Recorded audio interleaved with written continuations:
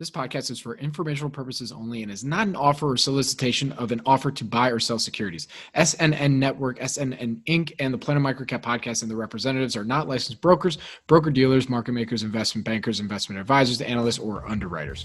We do not recommend any companies discussed. We may buy and sell securities in any company mentioned and may profit in the event those securities rise in value. We recommend you consult with a professional investment advisor, broker, or legal counsel before purchasing or selling any securities referenced in this podcast. Welcome to the Planet MicroCap Podcast. I'm your host, Robert Kraft. Thank you all so much for the support and for tuning in. Do me a quick favor. If you like what you hear at Planet MicroCap, please take 2 seconds and give us 5 stars on Spotify or Apple. This helps with the search engine so that more folks can also discover and engage with all things microcap stocks. And please also check out our newsletter, the Planet MicroCap newsletter on Substack, where we notify you of each new podcast, as well as our weekly microcap wrap as to what's going on in the microcap market on a weekly basis. The Planet MicroCap Showcase Vegas, happening April 30 through May 2nd, 2024 at the Paris Hotel and Casino, is coming up. We announced our first keynote and speaker, Andrew Walker, host of the Yet Another Value podcast, and he will be back to host a keynote Q&A with legendary small and microcap investor Bob Rabati. This is a conversation we'll definitely want to see in person, as well as all of our other speakers that will be there, which we will be announcing very shortly. And our event brings together the best investors and thought leaders in microcap, quality microcap investing ideas, and above all else, the most fun and highest return on your time that you could ask for. More announcements to come, but registration is now open. If you'd like to register to participate, please visit planetmicrocapshowcase.com. See you in Vegas. Now, my guest on the show today is Bill Chen, managing partner at Rhizome Partners. I met Bill at the MicroCap Leadership Summit back in October and was stoked to have him on the pod to chat real estate with him. I haven't covered publicly traded real estate or real estate in general that much, and I thought it was time to change that up. Bill did the pod circuit last year, and he clearly has a handle on the latest and greatest in real estate. A few things that we hit on today: the delta between public and private valuations, what lower interest rate environment means for REITs. We chat on a few pubcos, the bear case for real estate, commercial, and a lot more. Thank you again for tuning into the Planet MicroCap Podcast, and please enjoy my interview with Bill Chen. Bill, thank you for joining me today, man. How you doing? Good. I'm doing well. Finally got some warmer weather here in New York, so enjoy got the snow out of the way. Yeah. Enjoy it. I mean, I'm not, listen, I'm not going to throw stuff. I'm in LA. I don't want to do that to you. That was mean. I take that back, but enjoy it. I'm sure it'll stay warm for the next 4 months for sure. But Bill, I do appreciate you jumping on here, man. We actually met in person at Ian Castle's MicroCap Club Summit, Leadership Summit in Chicago, and that was a good time. And dude, did an amazing interview with, you've done a few of them now with Andrew, but I really enjoyed listening to the last one. So I was like, you know what? Let's come on here and let's jam a little bit on real estate, REITs, all that kind of stuff. Because to be quite honest, we haven't really covered it at all on Planet MicroCap at all. And so look, here we are. We're going to talk real estate, REITs, how it relates to small microcap opportunities there, kind of trying to set a little agenda. But before we get into all that, Bill, for anybody listening to this that doesn't know you, hasn't heard of Rhizome Partners, can you give that quick 30 seconds on your background and why you founded Rhizome? Sure. So, right at Rhizome, one of our core strategy is kind of small cap real estate investing, and one of our bread and butter is finding a real estate company that's got a little bit of cats and dog dynamic. It's sub $1 billion market cap. It doesn't really have an institutional shareholder base, and we'll kind of try to use a private real estate investor approach. We'll try to physically visit the asset as much as possible. We'll try to underwrite it like a private real estate operator. And our mantra is that we take a private approach to investing in the public markets. I know that's been said many, many times, but we generally try to get a 200 to 400 basis point spread in the cap rate over the private side. So, some former examples we have bought kind of sub $500 million market cap warehouse companies. I think at one point at a 9% cap rate when the market was probably closer to 5 or 6% cap rate. We've invested in a collection of self-storage companies that was also trading at about 9% cap rate when the privates were kind of in the 5% cap rate range. And usually there's some sort of hair. You think about this illiquidity. It's not a pure play. It's got some sort of weird land holding that over time they're selling that off. They're kind of very strategically using 1031s to defer the taxes and then reinvesting in other geographies. And we pay very close attention to the capital allocation skills of the management team. And we'll have a lot of in-depth conversation with management teams to make sure that they're actually good capital allocation, actually watching out for your interests. That's kind of been our core strategy since 10, 11 years ago. Very cool. All right, so let's jam then on everything going on in REITs, real estate, and whatnot. Like I said, I love that interview that you did with Andrew back in October. So this next question is a little similar to I think his first question that I asked you with a slight twist. So can you give us kind of an overview of what has happened to the publicly traded real estate space in the recent past, all leading up to what, as you discussed on that podcast, is an opportunity now, and then the twist being, and then specifically why now there's an opportunity potentially in the small microcap real estate place. Sure. So, for any of you watching, obviously, like going back to early 2022, we kind of had this, inflation was running high. The Fed started increasing interest rate. And as I kind of have a saying that if you're in the real estate business, you're in the interest rate business, right? Like you need to have an interest rate opinion. And if you don't believe that, you get yourself into trouble. So kind of around April of 2022, you could kind of see that the NAREIT all equity REIT index, which excludes the mortgage REITs, that from it kind of hit a peak in December of 2021 and has probably been down on a price, not on total return basis, because these REITs do pay dividends. So on a price basis, is probably still down about 25%, between 25 to 30%, depending on the day. And one reason that makes it real interesting is that we went back to early 1970s, and every time that the NAREIT or equity REIT index sells off more than 30%, the next 5-year forward returns wind up being an average of like 109%. The next 3 years is almost 60%. So it just naturally sets itself up to be a good stock picking environment. And with obviously pockets, right? Like we're always trying to find something that's off the beaten path, that's a little bit got some hair on it. But I would say broadly as a sector, REITs have been pretty beaten up. There's been 2023. I mean, there's I don't have the exact number, but it was a significant amount of REIT ETF outflow. So the asset class kind of feels a little bit. I don't think it's as bad as oil and gas and coal 2019, but it's a little beaten up. There's not a lot of interest in REITs right now. So that's the backdrop. Interesting. So I mean, with all that context and, obviously you flying the flag for the REIT market or in the last, 3 months here now, making an appearance here as well. I mean, are you starting to see that change a little bit, or what do you think from a macro or tailwind perspective will cause that to change? So other than interest rates coming down, of course. So the interest rate is very obvious, right? Like everyone understands that if you could earn, and we get this pushback a lot, right? Like people say, well, why would I own a REIT when I get 5.5% the 2-year treasury? So there's a certain amount of capital being kind of hiding out in the 2-year at the moment, right? So everyone understand that that's kind of easy to digest, easy to understand.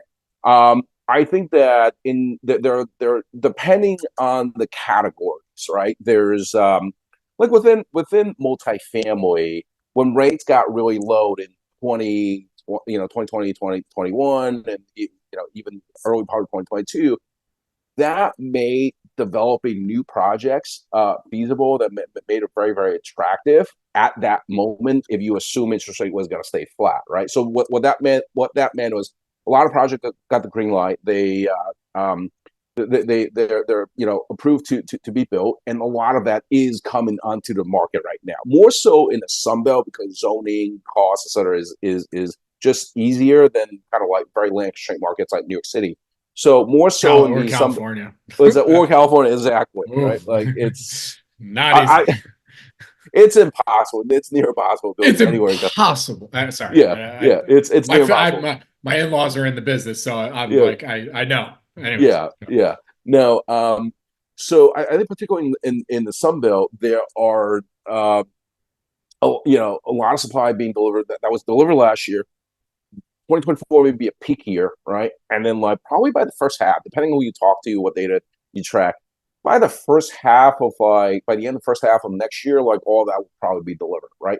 And then you kind of enter into a period where not a lot of it were approved. Like there's not a lot of starts going on right now. So like call like second half of 25, like 26 going forward, and usually there's like a 3 year lead lag time. You could go through like a 3 year period where the supply gets absorbed. You actually have fairly robust rent growth, right? So I think the public market is pricing in the fact that there's a supply that's being delivered, in the next 12 to 18 months, right? So I think that's one of the holdup in a lot of Sunbelt multifamily. I was gonna say at least in the Sun Belt, because there is Yeah, no supply in California. That is for dang sure. I yeah, mean, for as high as interest rates have got, like the price of homes here continues to go up, like nothing's changed. I mean, yeah. No, since the dynamic in single family home is very unique in that as because usually like this is common knowledge, right? Like when you're in a more normal environment, every homeowner who has a 30-year fixed rate mortgage right now is sitting on one of like the best inflation hedge, right? So they're not selling any homes, and they sell home like if someone passed away, et cetera. But like no one's really selling home and getting rid of the fixed rate 30-year mortgages. Everyone's staying put. So the only supply that you get is any sort of new construction, and it's like you and I both know, like there are no new construction. I mean, there are minimal new construction markets like New York City, and I grew up on Long Island. There's virtually no supply being built. This is kind of, I mean, I guess this is more of like a personal financing question, but this has always fascinated me when I'm thinking about real estate, especially with, the rising costs of having to even just buy a home, even the rising costs. I mean, well, rents, there's nothing you do. Like if you're going to rent, you're going to rent, right? Yeah, But yeah, even if you're considering like buying a home or yeah, buying a condo, like it almost seems more appropriate to say, I'm going to keep renting my place. I'm going to hold off buying. And, I'm just going to invest in a few REITs or something like that, yeah, that are more yeah, interesting, or that, I could get more yield than just paying out my yeah, ass to get a home that maybe isn't exactly what I want, but like, I yeah, just feel like I need to own a home because everybody says you got to own a home. I don't know. yeah. It's just one of those things that I've always jammed out in my head, especially recently. It's when you got Warren Buffett saying, buying a home is not really a financial decision, and his $30,000 purchase from I think like 1960s when he was like in his 20s, right? That would have been $1 billion. Like I've done the math.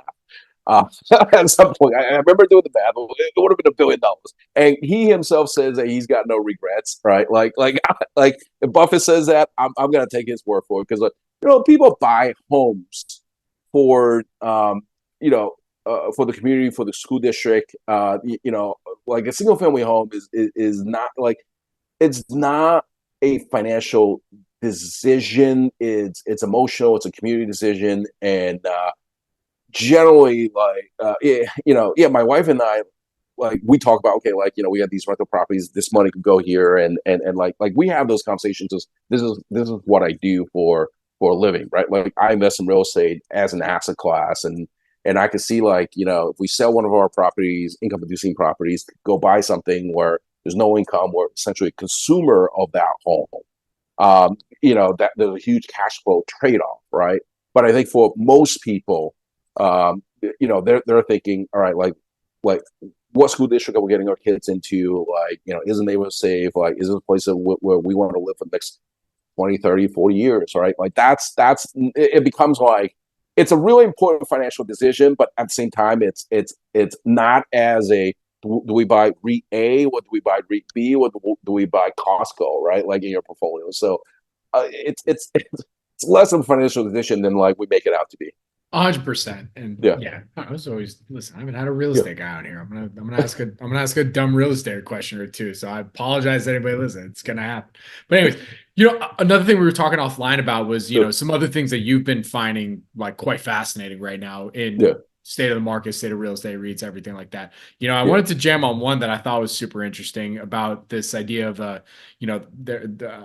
bifurcation in public and private markets for real estate, where Mm. you know. I'll let you explain. Like, what about Okay. it is interesting right now that you're seeing? So what's super interesting is that there's this bifurcation between like private real estate and public real estate, right? So I'm on Twitter a lot, and I've like over time built out a network with a lot of real estate GPs and people who do multifamily value add, who are in office, self storage, like all real estate asset types. And oftentimes, we would have a conversation with a real estate operation that's manages $5 billion, right? And we'll go in and they're salivating to buy something at like a 5.5% cap rate. But I could show them all the analysis and also they'll buy something at a 5.5% cap rate, but they'll have to go get financing, you know, in a 5% range, right? Between like 5 to 6% today. So there's very little positive leverage. Like it's like the leverage is kind of neutral, right? And then I will show them. I say you could allocate to multifamily REITs today, and you could buy multifamily REITs in the same region of like equal quality at 6.5 to 7% cap rate. But you kind of in a way, get to assume the mortgage, the existing debt that's probably fixed for 5 to 7 years at 3.5, 4%, right? And they're like, we would love to get that, but like we just want to own it privately with control. And like the idea of if you got $5 billion of assets under management, like the idea of like maybe allocating 50 to like I don't know a few $100 million into a public strategy like that, like is absolutely. It's almost like they're looking at me like as if I got like slugs coming out of my ears, right? They're like, it's like a super foreign concept to them. Like on one hand, they understand the valuation. Like we can sit down, we can talk about what is the prospect, what is the supply demand dynamic in each sub market. We can go through all that analysis, all makes sense. But at the end of the day, they're just like, we can't pull the trigger on this. So I find that to be super fascinating because one natural question is like, why is this opportunity set available in the public market? Why is it available? And I think part of it is because there are a lot of knowledgeable real estate people who manages a ton of money, but by mandate they can't come in and like either they can't come in or their clients essentially are telling them, hey, like we want allocation to real estate because as Cliff Asness calls it, like volatility laundering, right? They're like, we want to give you money and we don't want to see any volatility. But once you buy a REIT, our next statement may say that we're down 10, 15%, right? So that very specific dynamic, I think, is actually one of the many, reasons why you could just go into the public market and buy like a portfolio of multifamily REITs and buy them at 20, 25% lower prices with better, fixed rate debt that are existing. It's almost as if you're assuming that debt versus like if you buy in the private market, you got to go out and get new debt, right? I find that dynamic extremely fascinating. On one hand, I'm salivating at the option of buying. I'm buying. We got a ton of allocation in multifamily REITs and other REIT asset classes, but on the other hand, like it's frustrating, like trying to explain that to people and trying to convince people that they should make that allocation. There's this dichotomy. Well, I mean, is it a function of those institutions where you're talking? It's like, well, we also have this much capital that we need to spend, right? And Mm-hmm. like, is there that part of it as well as like we'd rather put something in, own the hard asset. It sounds like that's really it, right? Like they just rather own the hard asset, deploy that likely billions into that, Mm-hmm. than having it, just I'm not saying just, but just Yeah. you know what I'm saying? No. There's a very Like so you probably get why they're like, all right, we'd still rather do this, but at the same time, like, all right, okay, yeah yeah. I'll buy up every multifamily REIT we got. Well, speaking about like the family dynamic, the family being in real estate, right? Like my family, I run a public strategy. I invest in generalistic value plus public traded real estate. The moment I open my mouth, try to explain to my family, especially my parents, about some multifamily REITs being cheap, like their eyes just gloss over, and they'll be like, "We want to buy this. We want to buy this $5 million lot, and then put a building on it, and do all these things. Like we're creating value. We own something. Like you don't own it; you own a piece of paper. So like I get it. Like I come from an immigrant family. And we talk to a lot of like Gen 3, Gen 4 families, a lot of Gen 3, Gen 4 Jewish families here in New York City who, own thousands of apartments. And conceptually, they understand it's cheap to buy the REITs, but like they just won't do it. So I think that dynamic, that market dynamic of you have this very sophisticated investor base who could like sit down and price this out and analyze it, but they still won't do it. Like I find that to be like super fascinating because in any asset class, when you talk about valuation and pricing, right? Like in theory, you got an asset class that's liquid, that's instantaneously liquid, right? That's got very favorable in place debt terms, and back in the days with Swingson at Yale, he says that you should get a liquidity premium, but like if you have liquidity, you actually trade at a discount today. So like this is like the fascinating world that we existing at the moment, right? Like it wasn't always like this. Yeah. It wasn't always like this. It like when we came out of GFC, there was like 3-4 years where between like 2009 and 2013, 2014, I would say that the publics led on the way out, and the publics were expensive relative to the private. It was like you could like in 2012, 2013, 2014, like you could probably make a private investment, use more leverage, and get like a better return. Also, like the private recovery took longer, right? So, this is just something that I had a ton of conversation with investors, and I like notice. And anytime, like my business, my business is in essence when I know I could buy something in the public market at a huge discount to private at a 200 bips discount, like I'll just I just press a button and I do it, right? Like that's my strategy. Yeah, no, totally. Yeah. So I have to ask then also about commercial REITs, because look, if multifamily REITs are trading at this, that like you said, on average 25% discounts, or you can find them at that. Commercial REITs must be at the same or lower, right? Okay. Or maybe I'm off. I don't know. Okay, so depends on which commercial REIT. All right, like let's go down major food. Let's groups, go. Right? We got 4 hours here. That's fine. Let's go. And also size and so size matters, right? Size matters, balance sheet matters, and people's possession management quality matters, right? I would say the office sector is super interesting right now because you take a REIT like Vornado, right? Like which is one blue chip New York City landlord. Shareholder. What's that? Yes, shareholder. Yes, shareholder. Vornado preferred. We own the Vornado preferred. We were able to pick up some, last year on a cheap. Nice. And if you and this is not just Vornado, this is a lot of other REITs. Like if you track a lot of transactions that are being private M&A transactions, or even the REITs that sold some of those transactions, a lot of times the transaction comps will indicate that the REITs are trading at a really, really deep discount to a lot of the office REITs are trading at a really deep discount. So there's if you look at the current sentiment in the office REIT sector, there's a net lease REIT called WP Carey. So net lease is a form where you buy a building that has like a 15-year lease on it, and in essence you're buying a lease rather than the real estate. And they, most of it retail, like the most well known is Realty Income. WP Carey is a big one.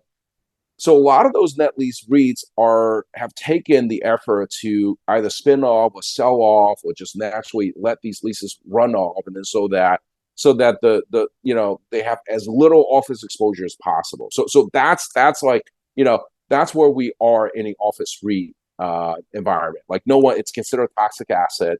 No one wants to touch it.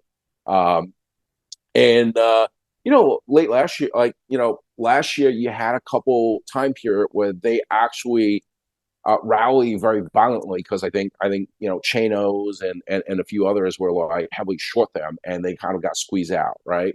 So so there's like the stock of these office REITs, right? And then there's like the fundamental performance of these office REITs. Now, no one's going to tell you that the office REITs are fundamentally doing really well. Like a lot of them are having issues. So your existing lease maturity, your lease terms matter. Your portfolio wide average, weighted average lease term matters a lot.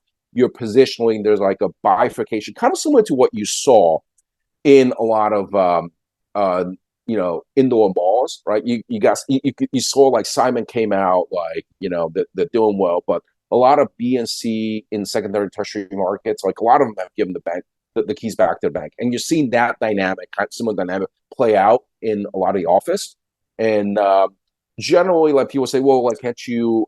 So most office markets are over 20% vacant right now. There are markets that are 30% vacant. Now, I remember when I was working at Citigroup between around 2006, 2007, when if you look at Midtown Manhattan, we were at a 4% vacant environment. So that's where we're coming from.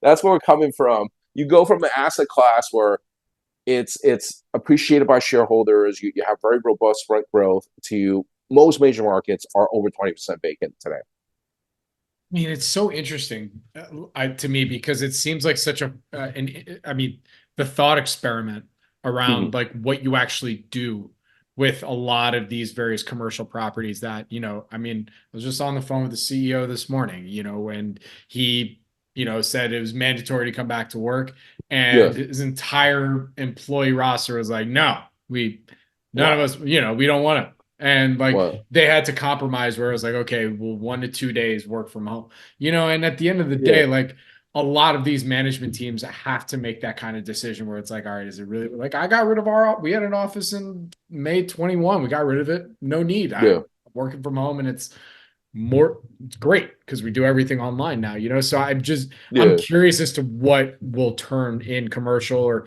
if there are folks out there that are thinking of creative ways in which new ways to monetize those assets, because it's interesting. Well, it's interesting because like the shape and the layout of the office matters. So we're seeing two trends, right? We're seeing like, there's a lot of conversation about like the office to resi conversion, right? And there's like limitations, particularly in New York City. I was going to ask about that. Yeah. Okay, well, let's talk about Perfect. That. So if you got like skinny, so like you're in the neck of wood where like Munger tried to build the student dorms without the windows, right? So windows are the natural limitation to like what you could do converting like an office to resi conversion, because like you need an opening, you need light, you need fire escapes, et cetera, et cetera. And so when you look at a building in Manhattan and you see a floor plate that's 200 feet by 200 feet, right? Light is not really like you really could only from a window to internal distance of maybe 50 feet. That's probably the max that you can go. So if you got a 200 by 200 building that's a square, there's like 100 feet of like interior space that you just cannot utilize that, right? So that's there's a huge limitation. If you got a tower that's got windows on all four sides and it's a skinny rectangle shape, those are much easier to convert. But unfortunately, New York City has a lot of these tall square shaped office buildings that's got a lot of interior space that you cannot it's just. There's a lot of weight. There's going to be a lot of waste, and the economics may not make sense for you to convert that. And the worst will be if you have a class B or C that's mid-block, where you don't have four different sides that's facing the exterior surface, and you got walls like you're sandwiched between another building, and the building's older. I don't know what we're going to do with those buildings. Those buildings are going to be they're going to be really, really tough to convert. Like I really do not know what's going to happen to those. And I don't think the market does. And I talk to a lot of industry experts. Like no one has a solution for that right now. Now, once you get out of like these CBD areas, what you're actually starting to see is office being sold on a dollar per acre basis rather than dollar per building square footage basis. And the reason is because they're being sold as knockdown redevelopment projects. So like once you go to the model of like let me like kind of try to convert or do some value add in the office when leasing is an office, like once you've killed that idea and say let me go back to the drawing board and knock down the building. Is this sitting on 5 acres? Is it sitting on 10 acres? What can I do? Like, can I add density? Can I add a retail and a mostly a residential, because residential is going to be your highest value, right? Like, can I add a mixed use with office, residential, and retail you concept to it? And we are seeing those trade hands, but like if you are the original owner and that's what it's traded for, there's a good chance that you gave the keys back to the bank, and the equity owner like that. That's a bad day for the equity owner when they trade on that basis. So we are kind of starting to see the market kind of find some sort of like bottom baseline on like what they'll trade for, as kind of like a rule of thumb in New York City to do like an office to resi conversion. People have basically developers have told me that 300 is kind of that magic number. $300 per square foot is kind of that magic number where they'll start like things start looking viable, like it starts to make sense to buy an empty office building and try to convert it into a resi use. Super interesting. I mean, I think I agree with you. I think that's where the trend is probably for the most part going, just because, I mean, especially you think about places like in LA. I mean, we need so much housing here, I mean, New York, clearly, but the complete lack of supply is ridiculous. And then there's just these empty buildings that, no one's going to go and work in anymore. So, I mean, got to do something with it. Tear it down. I mean, come on. Then it's gonna be another 10 years to have to get a permit to rebuild on it again. It's funny because like my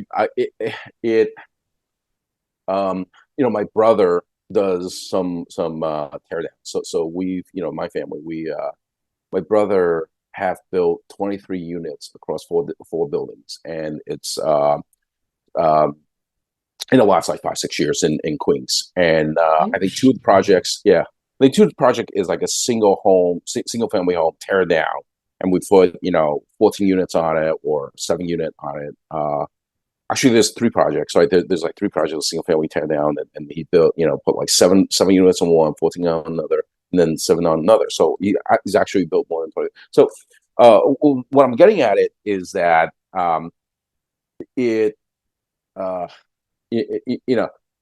you could sometimes it's better to instead of working with an existing office structure and column, like what happens with the office to resi conversion, and I've seen some of the finished product, right, is that it's not, the layout is not meant to be a residential apartment building, right? So you get these like weird configurations where the living room looks a little small, or the bedroom looks kind of small, but then you have like a huge walk-in closet. Like nothing's like kind of optimally lay out. So remember that $300 like figure that I mentioned earlier. You're like, oh, $300 per buildable, per building square footage.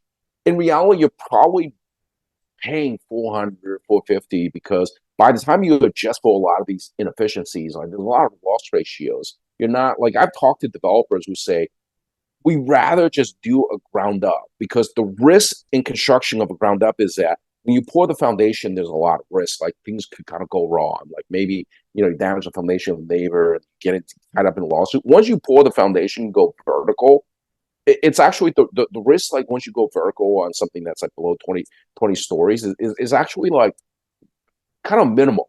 But if you like take an office building, like you don't know where it is, like you don't know where where the wires, where piping goes, and like it actually is more challenging to do a retrofit than a ground up development. Interesting. Oh, that's Yeah. so fast. And that sounds way more complicated than just like buying some a warehouse or a bunch of warehouses and self-storage stuff. Like that. Yeah. Let's just do that. Let's call it a day. Like that sounds way less complicated. I mean, that's why empty boxes like a warehouse or self storage trade for like they trade for very low cap rates, right? In a geographically constrained market, Rexford is your in your neck of the wood, right? And if you think about what I love about industrials, and this took me like 15 years to realize this, in an urban location, in a high barrier to entry market like a SoCal or New York City, warehouses is actually the supply actually shrinks over time because a lot of these warehouses, like the highest best use, is some sort of like multifamily residential, development. Like you see this in Brooklyn all the time, right? Like you're in some like kind of industrial, grungy looking area, and then like before you know it, they knock down the warehouse, they put like a 12-story residential, and the rent is $4,000 for one bed. Right? You see this all the time in Brooklyn. And I've seen this theme play like you even started to see it in certain areas of Dallas, in some bigger cities in Texas, because as an area gets more dense, any of these light industrials, they often get scrapped and gets redeveloped into something higher, better, right? Which is why, very ironically, when we went into 2009, warehouses and asset category performed horrible, right? Like if you look at a stock shuttle, Prologis, I think they might have traded down, lost 90% of its value than 2009. Now they had a terrible balance sheet and everything like that. But when we came out of 2009, in these urban land constrained areas, which automatically means not Chicago, not like a lot of these Midwest cities, like in SoCal, NorCal, New York City, Northern New Jersey, like kind of Baltimore, DC, and Miami, like those markets, the supply warehouse actually thins out, actually decreases over time. And I would love to own an asset class where over time, supply, your existing supply actually shrinks over time, because that means, you don't have to invest a lot. It's just a box, really. There's not a lot of maintenance CapEx, but, rent kind of tends to go up over time. So, we love, it's like, I would love to own Rexford, but it just, from a valuation perspective, it's hard for me to pay those kind of multiple. Very cool. Very cool. Yeah. So, I want to go back to something that we're starting to touch on a little bit, and that, we're a microcap podcast here, a small microcap podcast here. So, I mean, what have you been seeing within, amongst maybe small microcap REITs that's been interesting, that maybe has been left for dead, but has, there might be some, hidden value, love to hear more on that front, and maybe some of the hair that's associated with some of those companies and what folks should look out for. Sure. I mean, there's, I mean, if you want to talk hair, and I'll just go through some of the names in our portfolio, right? We own a position in a company called Clipper, Clipper Realty, right? Yeah, and it looks very highly levered on the surface, but once you start digging into the into like where the debt is held at, and whether it's recourse to the main company or not, they're all non-recourse debts, so they can all strategically default on these products. So you kind of like view it as there's multiple buildings, right? There's multiple buildings, and then the liability is that there's like optionality on all the liability on each building that they could selectively default on. All fixed rate. I think the earliest maturity is in 2027, so still, a few years out. And it's it's yielding a 7.5% dividend, and that at one point was almost like a $9 stock. They, rent in New York City, rent went down a ton during COVID, and New York City went through this like cleansing process where people moved out, rent collapsed, and then people came back with a vengeance in New York City. And rent is actually probably 20-25% higher than they were before before COVID. like across the board in New York City. And the stock is at one point was $9. It's 5.10, pays like a 7.5% dividend. So this one's got a lot of hair, right? Like if you and like the biggest, I think uh, the biggest holdback from people, and this is like a $220 million market cap And it's company, right? pretty thinly traded too. Yeah, it's thinly traded, right? So like this is the kind of like Planet MicroCap type of, yeah, 7.5% dividend yield. We're unbiased. We interview everybody here. We do. And I think this one's gotten really, really beaten up. The management team doesn't do a lot of IR outreach. We talk to them a lot. We talk with them in person every year, and we have follow-up calls. And part of the hair is like a half of their portfolio is rent regulated, but like what people fail to understand is that more than half of their portfolio is rent regulated, but the rent regulated portfolio is really about 20% of the value.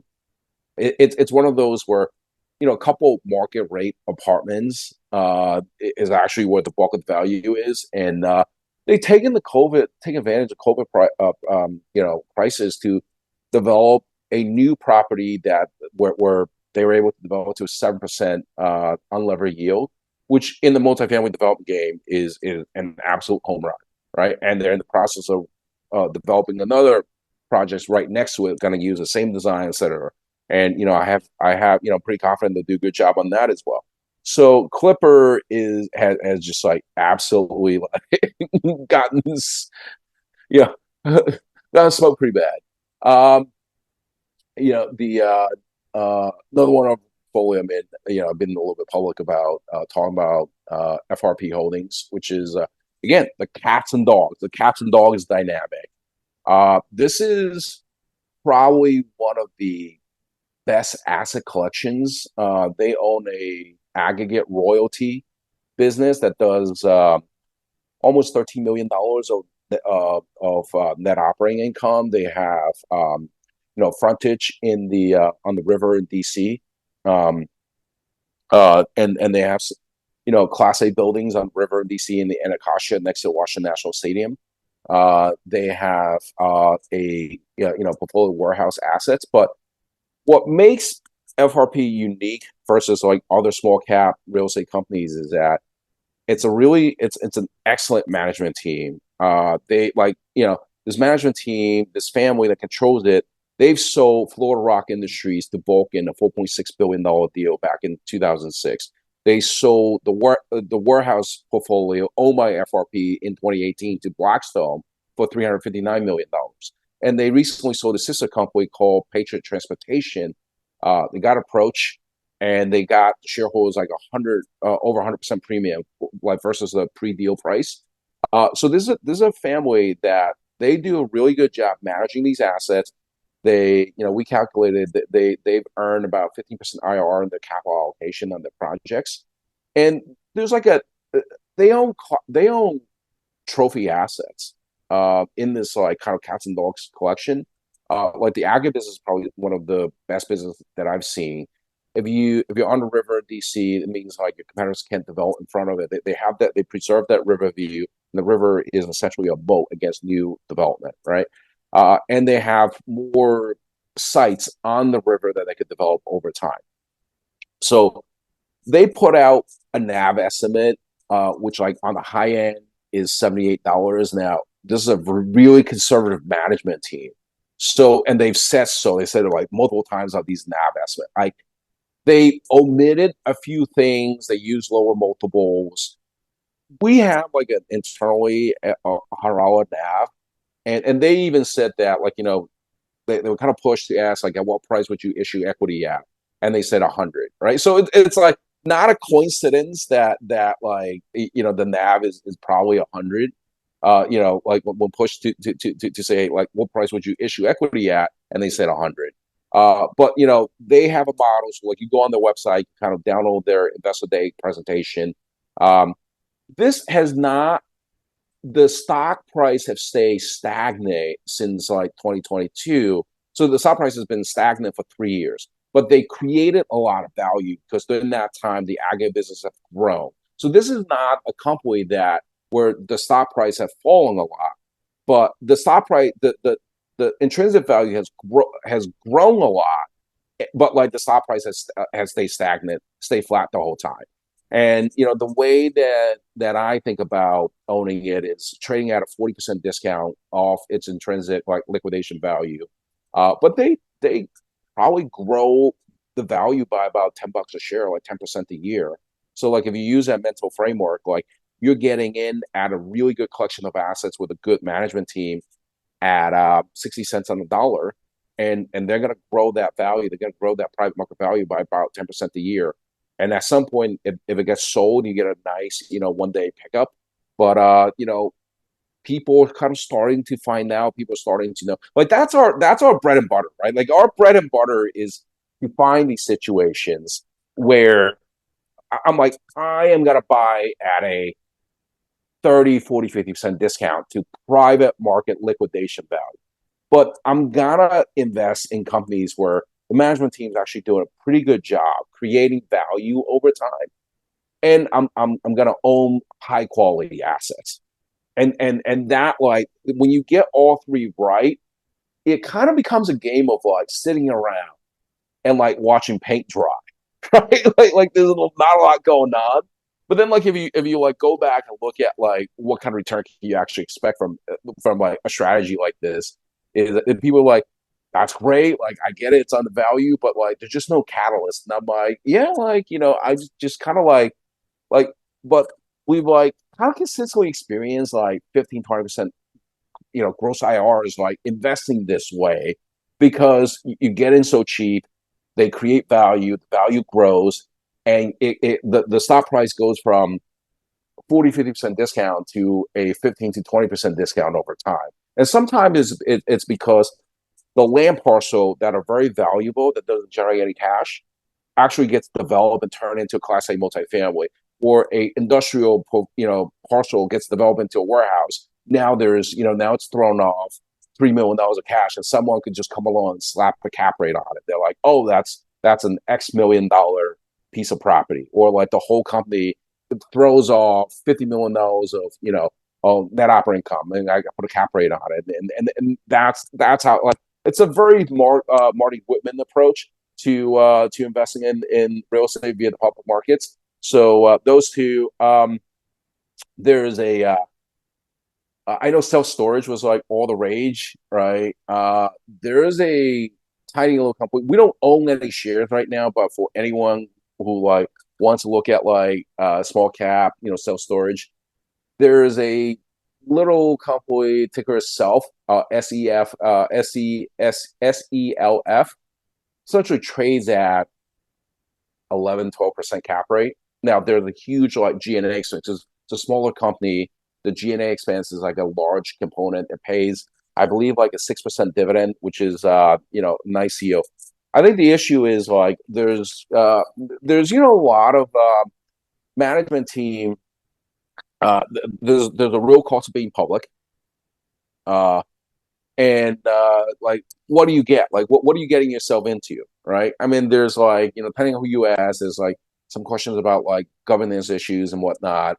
They're not in a hurry to sell. Comp is pretty good for the management team, but you do get to buy collection self storage at like a 11-12% yield, getting while earning a 6.6% yield, and you kind of retain the optionality that one day you wake up, it gets taken out, right? Like they're not going to voluntarily sell it.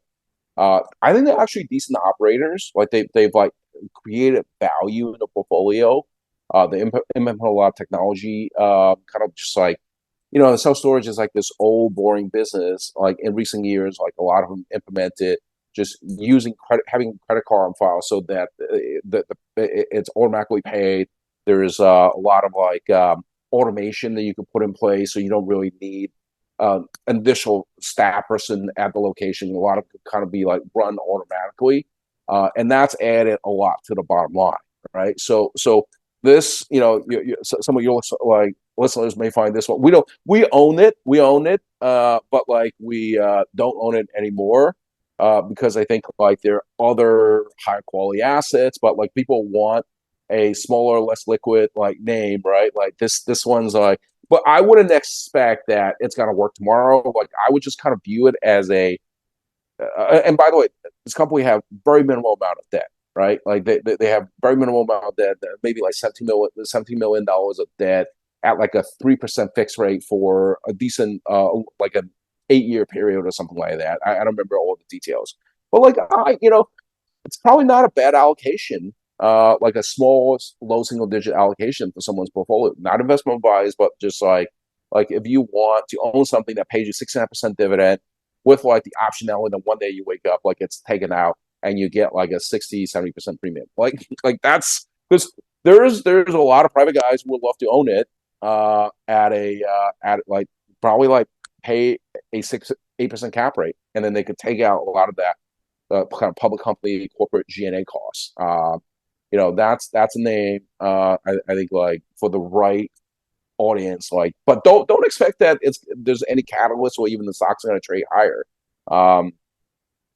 If you, I think that let me see. Unfortunately, like some of our like smaller companies have gotten taken out over years, right? Like we got like we used to own Lakos, which is storage warehouse. I got taken out by CubeSmart. That would have been like a fantastic idea for your podcast, right? That was a 9% cap rate. I mean, it's an MLP, so which is where like your listeners, your audience, I think, could actually have an edge as like individual investors because they could own it and they got to deal with the K1, but as a fund manager, you can't really own it. Like, we used to own Griffin, which is which became known as Indus, and that got taken out by Centerbridge and government of Singapore. So that's no longer, that's a small cap that, that would have been really interesting in this environment to pitch. But there's like, I mean, we have one that's around $1 billion market cap that I'm working on right now. We're still doing a ton of research on. So, we're not at privy to share that right now. There's I think anything I would say in the REIT space, like even the 15-20 billion dollar market caps are super interesting, but there's definitely a lot to do. Like once you go below $1 billion market cap, there's a lot of real interesting names. Like as like a not measure a of like, ton, not really a ton anymore, but they're still. I mean, like for instance, we do like I have we run an index here, Planet MicroCap Index, and yeah, it's basically top 50 names from each sector. okay, In real estate, there's really not a lot of turnover, I would say. okay. In terms of something like Clipper Reality, I think has been on there like literally every quarter. Every- Like, literally every quarter. Just yeah, because like one of our criteria is trading at least 25,000 average volume over the previous 3 months. And there's okay. just so many of these are so illiquid that 25,000, is that shares or is that no, dollars? $20. Dollars. $25,000. Okay. Yeah, like Okay. average over the Yeah, 3 months. And so like that almost excludes quite a few of these because yeah, they're so thinly traded. yeah, yeah. Well, man, Which creates an opportunity in many respects, right? yeah, yeah, yeah. No, I mean, trust me, a lot of what I do is actually like I'll do a analysis before I buy. I'm like, what are the odds that this actually grows large enough so that I've kind of noticed that like if you got daily trading volume that are over 3 million to 5 million, like there's a big difference between like something that trades below 1 million a day. It kind of becomes uninvestable, but for most funds. But like once you kind of get over that 3-5 million daily volume, like you could build a $5 million position. It'd take you some time, right? Like you build a $5 million position, you're patient. Versus like some of these like when I used to own Lakos, we probably spent a month. Like it is not. It's fairly normal for us to spend a month or two to build a position, to build like a 7-figure position in a company, in a real estate company. And I justify it by saying, hey, if we were going to buy a private piece of real estate, it's probably going to take even longer, right? If anything, like there actually is a public market to enter and to exit. So Bill, you've shared so much quality stuff here today. I'm still kind of wrapping my head around a lot of it, but to kind of close this up here, because I think you'll be back on. We'll probably do a follow up Yeah, later I'd this love year, to be and back on. Yeah, just kind of, no crystal ball or anything like that. But I yeah. mean, with where, considering all the macro stuff, obviously interest rates, whatever, how are you thinking about positioning, your fund for 2024, and maybe even beyond? Uh, we're we're very long REITs right now. We're I mean, uh, I can't help it. I can't help it because I know it's not like, and on Andrew's podcast, like we kind of went through a lot of the dynamic about the inability to bring supply up, right? Like because the developers IR has gone from over 20% to 6 to 8%, and with when you can own treasuries in that earns like 4 or 5%, like how do you justify taking on that much more risk to earn 6 to 8% in today's development model? So all the development activities has stopped. So we're very I mean we're up up to our eyeballs in real estate in REITs and every dividend check that we're getting, we're gonna go buy more, and it's a form of you can call it like a tax inefficient share buyback, right? Like one reason why I love these names is people complain about like, well, they're not buying back shares. Well, like if you have something cheap, right? Like when management, it's frustrating when management is not buying back shares. I'm just sitting here and I'm saying, I have the choice to go do share buybacks at a rate of 4.5, 5% a year. Like what is not great about that? If you think something is worth 50, 60, 70% more than what it's currently trading at, and you get 1% dividend every single quarter, like I would just take that and reinvest it. So part of our plan is to we update the NAV on a quarterly basis for all our positions, right? So we know like at any given moment, like we know what kind of discount they're trading at. We're obviously we're tracking the fundamentals, we're tracking occupancy, rental rates, et cetera. But this is one of the more obvious. Our multifamily exposure via the public market is probably 35, 40%. I mean, it is like the singular most the easiest like capital allocation decision like for me to make. And one thing that I would suggest for like anyone who's like watching in the audience is I would just really consider there's like a lot of investors who like remember like the North Korea, South Korea, like public private kind of. I would really recommend people to just kind of look into the public real estate because and also like I don't mean to say it as like in any environment. We're in a very unique environment right now, and I don't know when this opportunity set may disappear because historically a lot of these REITs trade at a premium to the private market, right? And this may go away tomorrow, right? It may go like we kind of saw. We kind of had a little preview of that late last year when rates would kind of drop a little bit and all these rallying very very quickly. So I would just recommend that anyone in the audience who like only invest in like private real estate LPs, or like cut invest in private deals or like a family office who will only own these outright. Just kind of like look into this opportunity set because and most of them are sophisticated enough to be able to kind of look at the portfolio allocate, look at the portfolio position, the asset type, and quickly come up with like what kind of cap rate they're trading at. And I think a lot of people in the audience like will find that they're trading they're trading at really attractive prices. And like happy like like if anyone want to discuss like reach out to me like open to like having conversations.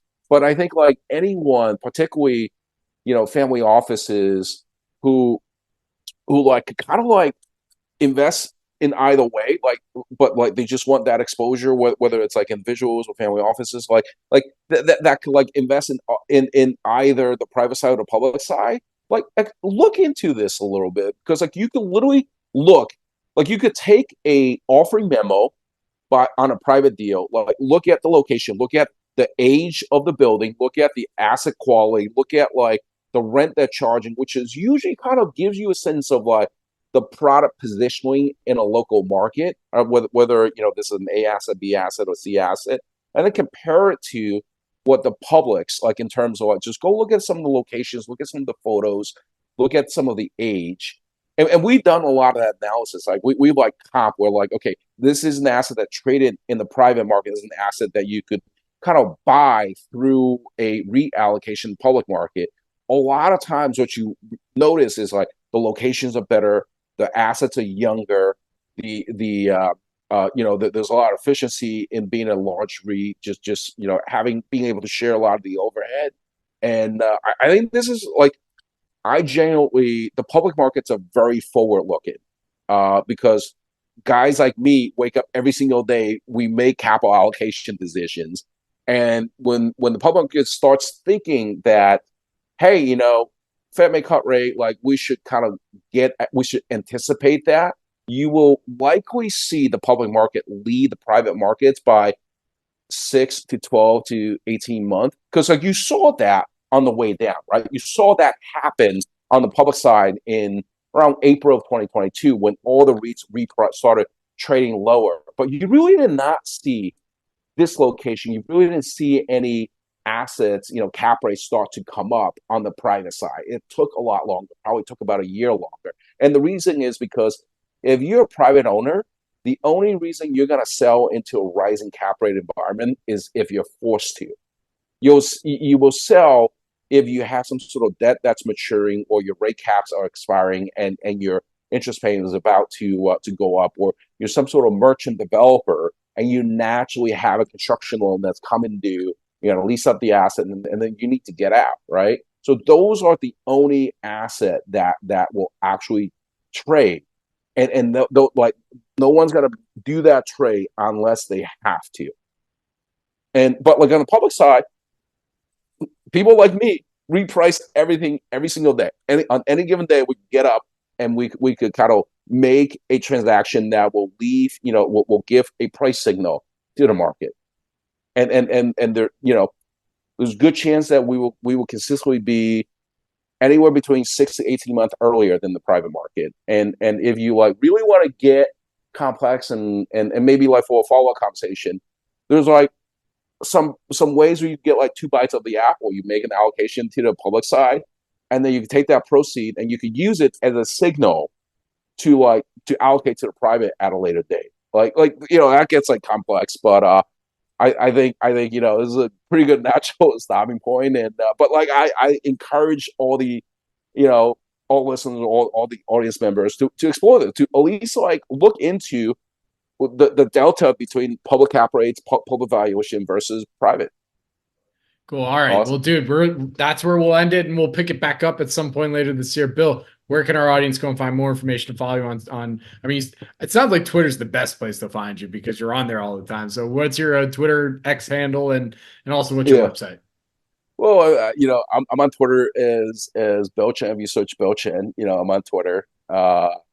I have an anonymous account, which I'll keep anonymous for now. But you can also reach me at bill@rhizomepartners.com.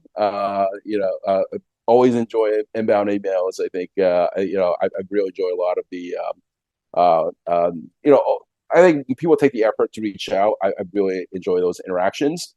So I'm Bill Chen on Twitter or via my email.